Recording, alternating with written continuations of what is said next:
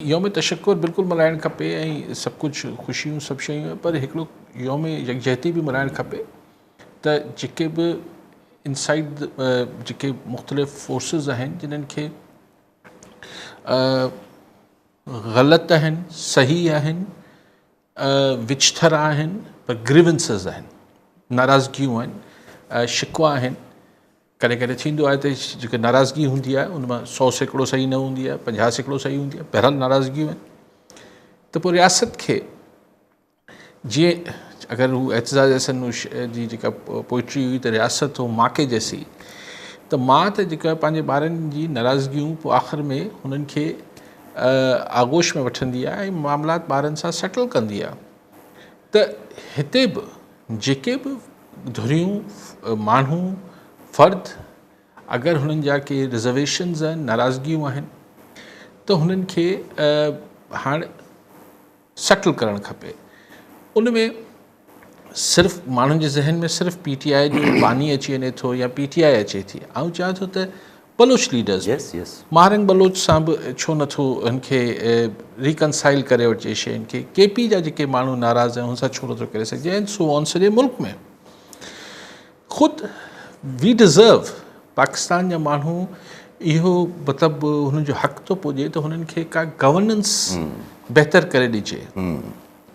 पाकिस्तान जे माण्हुनि जो इहो हक़ थो थिए त हुननि जी तालीम, हुननि जा जेके हेल्थ जा इशूज़ आहिनि, हुते जेके करप्शन जा इशूज़ आहिनि, लॉ एंड ऑर्डर सिचुएशन आहे, इहे सभु माण्हुनि जा हक़ आहिनि।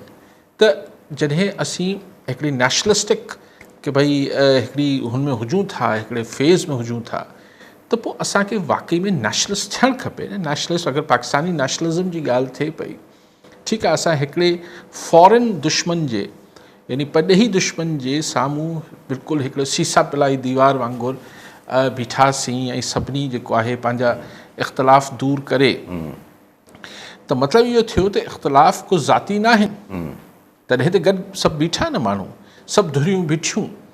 त पोइ अगरि ज़ाती न आहिनि त पोइ हू त वॉर डेज़ हुआ, जंग जा ॾींहं हुआ, पर अमन जे ॾींहंनि में असीं पाण में बि छो न अमन करे मतिलबु छो नथी धुरियूं अमन करे वठनि ऐं माण्हुनि खे बि अमन ॾियनि। सिर्फ़ु इहो न आहे त अगरि सिर्फ़ु हिननि धुरियुनि सां ॻाल्हाए, हिननि सां ज़रूरु ॻाल्हाइजे, भला छॾिजे, आम माफ़ी ॾिजे जेके पॉलिटिकल वर्कर्स अंदरि पियल आहिनि, जेके अगरि हुननि खां को हेठि मथाई थी बि आहे त वॾे दिलि जो मुज़ाहिरो थियणु खपे। मतिलबु आउं सम्झां थो त मुल्क खे जेतिरी असांखे फॉरेन एग्रेशन खां जे साम्हूं जी असांखे ज़ाहिर आहे हिकिड़ी ॻणती या असांजी हिकिड़ी फ़िक्र हुई, ईअं असांखे जेका इंटरनल नाराज़गियूं आहिनि, मुल्क जे अंदरि जेके फिशर्स आहिनि मुख़्तलिफ़ क़िस्म जा, उनखे बि दूरि करणु खपे। ज़ातियात ते मामले खे न रखणु खपे। आउं कंहिंखे सही सम्झां थो, आउं कंहिंखे ग़लति सम्झां थो, इहो रियासती सतह ते न थियणु खपे। सो जीअं मूं अर्ज़ु कयो त सिर्फ़ु सवाल बैरिस्टर गौहर जो या PTI जो न आहे। हिते हिकिड़ी ओवरऑल मुल्क में हिकिड़ी न्यू ऑर्डर क्रिएट करण जी ज़रूरत आहे, हिकिड़ो नओं सोशल कॉन्ट्रैक्ट करण जी ज़रूरत आहे, नओं पॉलिटिकल कॉन्ट्रैक्ट थियणु खपे त आख़िर हिन मुल्क खे असांखे कीअं मुंहुं मालपे में हलाइणो आहे। ॾिसो, दुनिया में ही त ठीकु आहे, असांजी हिकिड़ी जेका दिफ़ाई मामिलो हो, हिकिड़ी फॉरेन हिकिड़ी मिलिट्री हुननि हिकिड़ी अगराई कई, एग्रेशन करण जी कोशिशि कई, असांजी मिलिट्री हुनखे जवाबु ॾिनो, लेकिन अञा हू त चैलेंज आहे पंहिंजी जाइ ते।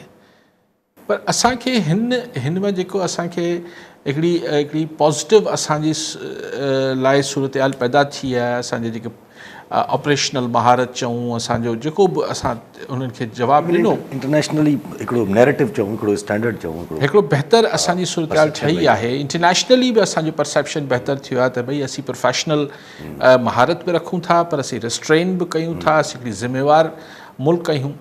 त पोइ जॾहिं इहो अगरि हिकिड़ो बहितर परसेप्शन ठहियो आहे त असांखे पोइ हुन में इहो न करणु खपे त असीं पॉलिटिकल लीडरशिप खे अगरि मिलिट्री कोर्ट्स में ट्राए करे ऐं सज़ाऊं ॾियणु शुरू करे छॾींदासीं त वरी छा थींदो?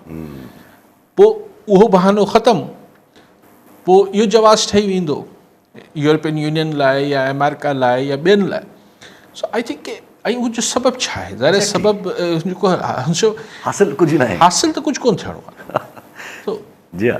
बाक़ी त हर ज़ाहिर आहे इहा सोच अगरि अचे त सुठी ॻाल्हि आहे। ऐसा पर घणा मसला आहिनि न, मिलिट्री कोड्स जो मसइलो आहे त 26 अमेंडमेंट जो मसइलो आहे त फेखा त घणा कुझु मसइला उभरी आया आहिनि। इहे सभु छा आहे एट अ टाइम पोइ छो नथा थी सघनि, रिविज़िट थी सघनि था? छो नथा थी सघनि? अगरि नियत हुजे त हिन में छा एॾी वॾी ॻाल्हि कहिड़ी आहे?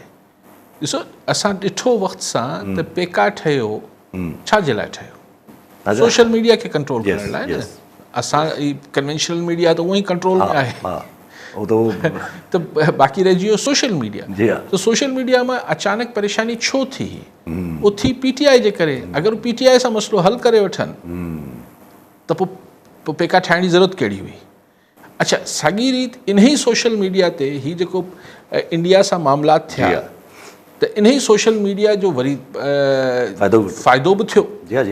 त माण्हुनि असां पाकिस्तान में हिकिड़ो मॉरल वधाइण लाइ हिकिड़ी जेको बि जीअं थियो सॼो मामिलो, ऐं पाण असांजी मिलिट्री लीडरशिप ऐं सिविलियन लीडरशिप बि तारीफ़ कई सोशल मीडिया एक्टिविस्टनि जी।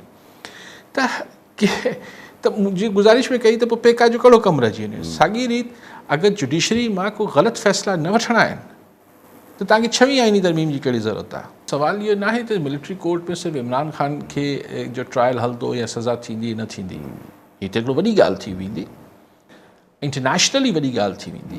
लेकिन उहा बि इंटरनेशनली नंढी ॻाल्हि न आहे। यूरोपियन यूनियन चई चुकी आहे, ॿिया मुल्क ॻणती ज़ाहिर करे चुका आहिनि त भई ही मिलिट्री कोर्ट्स में सिविलियन जो ट्रायल न थिए। उनखे असांजी सुप्रीम कोर्ट मञी वठे थी, जाइज़ करार ॾेई छॾे थी। त ज़ाहिर पोइ एतिज़ाज़ अहसन ऐं हू जेको कुर्द साहब आहिनि, वकील हाणे गॾु थियणु शुरू थिया आहिनि इस्लामाबाद में, पर हू केतिरी तहरीक हलाए सघंदा? सुप्रीम कोर्ट जे फ़ैसिले खे अंडू कीअं कराईंदा? हीअ हिकु मुशर्रफ जे ख़िलाफ़ तहरीक त न आहे, हीअ त सुप्रीम कोर्ट, हीअ त बेंच ई ॿार जो मसइलो अची वेंदो। त अहिड़ा फ़ैसिला जेके आहिनि ज़ाहिर पाकिस्तान लाइ को नेकनामी जा सबब त न बणिबा आहिनि। फॉरेन सेक्रेटरी जेके केजा उहे बि आयल आहिनि, डेविड लेमी, उन्हनि पाण हिन ॻाल्हि जो ज़िक्र बि कयो हुयो त हिकिड़ो चकर त मां पाकिस्तानी अथॉरिटी सां ॻाल्हायो आहे, मिलिट्री ट्रायल इमरान ख़ान जो न थींदो। हाणे उहो सेक्रेटरी आयल बि आहिनि हिते पाकिस्तान में, अॼु शायदि पहुता आहिनि। असांजे हाणे ॻाल्हियूं त छा थींदियूं बंदि कमरे में ख़ुदा खे ख़बर, लेकिन ज़ाहिर वेस्ट खे हिन ते वॾी ॻणती थींदी ऐं वॾी तहफ़ुज़ात हूंदा। ऐं असां वटि बि अहिड़ी का सिचुएशन न आहे एॾे वञण जी ज़रूरत कहिड़ी आहे? अगरि इहो चइजे थो त ज़रूरत इहा आहे त असांजी सिविल कोर्ट्स में देरि थिए थी, फलाण थिए थो, त पोइ त तव्हां टेररिज़म जा केस खणी वञो रुगो 9th में छो? अच्छा, पोइ जिन्हनि माण्हुनि जा 30 सालनि 40 सालनि खां सिविल केसिस फाथल आहिनि, पोइ उहो बि खणी वञो। पोइ जिन्हनि जा माण्हुनि जा क़तल थियल आहिनि, खून थियल आहिनि, उन्हनि जा केस 25-20 सालनि खां अदालतनि में टंगियल आहिनि, पोइ तव्हां उहो बि खणी वञो। That is not the answer. पोइ अगरि सभु केसिस हुते खणी वञो त पोइ सिविल अदालतनि जो कमु कहिड़ो रहिजी वियो? त आउं सिर्फ़ु गुज़ारिश कयां पियो। अच्छा, पोइ ॾिसो हींअर हिकिड़ो इमेज बहितर थियो आहे, सभु शयूं थियूं आहिनि, त हिन महिल हिननि कॉन्ट्रोवर्शियल शयुनि में, तकरारी शयुनि में वरी पई करे छो नेगेटिव लॉजिक सम्झ में नथी ऐं अक्सर इहा ॻाल्हि कंदो आहियां त असांजे मुल्क जी इक़्तिदारी सियासत खे तव्हां कंहिं हालात ऐं वाक़ियात जे तनाज़ुर में नथा उन ते तजियो करे सघो। असां वटि थींदो आहे त शख़्सनि जो मामिलो आहे, हू फ़र्द आहिनि, हुननि खे जॾहिं नज़र करम थिए, कावड़ लहे, कावड़ झकी थिए, ईअं थींदो आहे। बाजवा साहब जॾहिं इमरान ख़ान खां हटी वियो त तव्हां ॾिठो सभु कुझु ठीकु थी वियो। जी हा। सो फ़र्दनि ते इहो पक सां चवणु, आख़िरी मिनट ते कावड़ अची वञे की ॻाल्हि ते। लेकिन आउं इहो सम्झां थो त अगरि इमरान ख़ान जी कल्ह बि पाण चयो त अगरि फ्लैक्सिबल थींदो, अगरि थोरो पंहिंजी लचक ॾेखारींदो ऐं इहो मञी वठे त भई ठीकु आहे सिस्टम हले भले, मतिलबु हू चवनि था 3.5 साल हले, हीअ चए भला 2 साल हलाइण ॾियो, 1.5 साल हलाइण ॾींदसि, न कंदसि कुझु, त शायदि किथे को ॻाल्हियूं। पर फ़िलहालु असांजी मिलिट्री लीडरशिप, इस्टेब्लिशमेंट ऐं शहबाज़ शरीफ़ साहब बिल्कुलु हिकिड़े पेज छा हिकिड़े नुक़्ते ते गॾु आहिनि।